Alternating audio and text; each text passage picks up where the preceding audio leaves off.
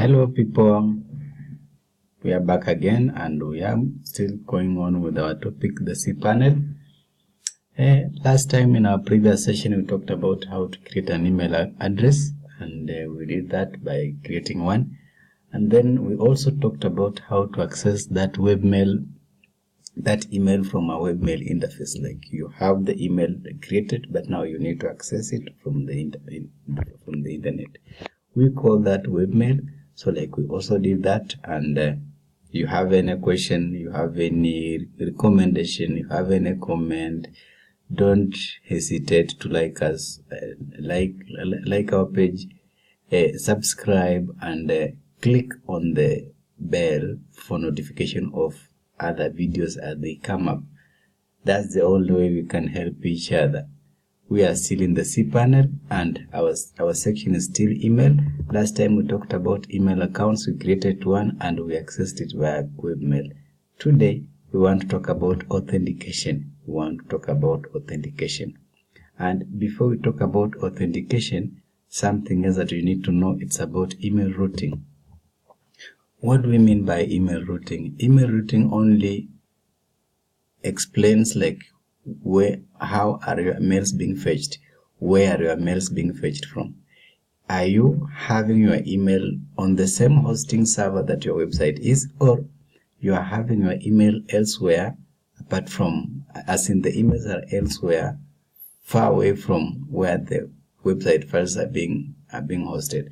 So in this case, you will come and choose your domain name. After clicking on email routing, you will click on your domain name and make sure that if your email address as well as your website are hosted on the same hosting account, then make sure that your option is local. Then click change. That way you avoid issues on mail delivery. If that is done, then let's go back to our session, which is authentication.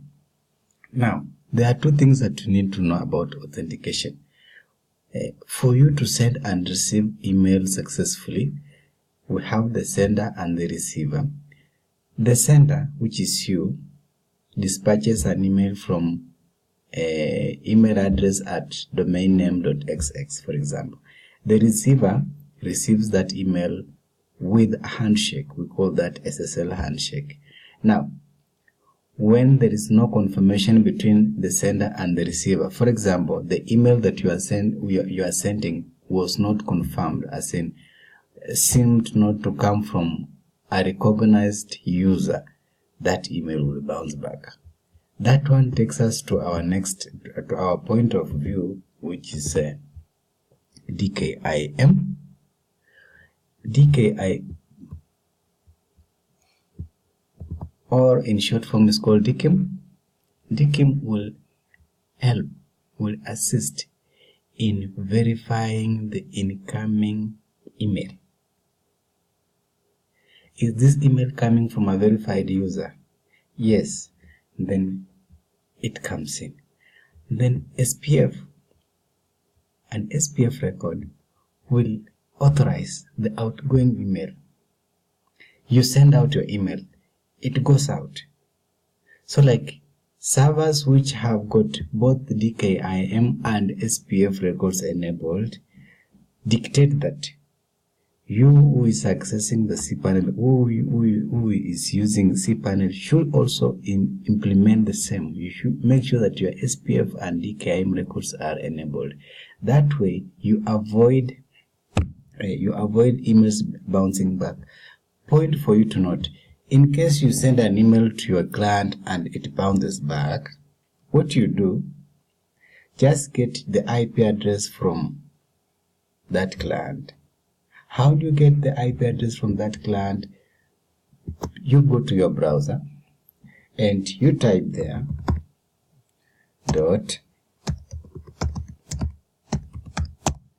you get that, and then you load. I'm looking for this domain called, then I say go.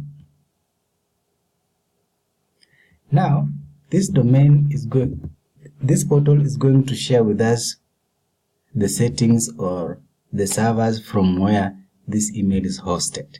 Now, what we are going to pick, we just pick this. We just pick this IP address. We just pick that IP address. You copy that. Come back to your portal and add it here. Add it here. Just add it. Include on that list. Just say add. Then we will add the IP address, and then we say OK. Once you've done that, you are going to say update. Once you've done that, you are going to say update. Then from there, the emails between your account and the other account will be received well and good. You have any question, you have any comment, share with us on our page, like this video, click on subscribe and click on the bell so that any other videos that come out, you'll be the first one to be notified. Once again, thank you very much, and let's meet again in our upcoming videos.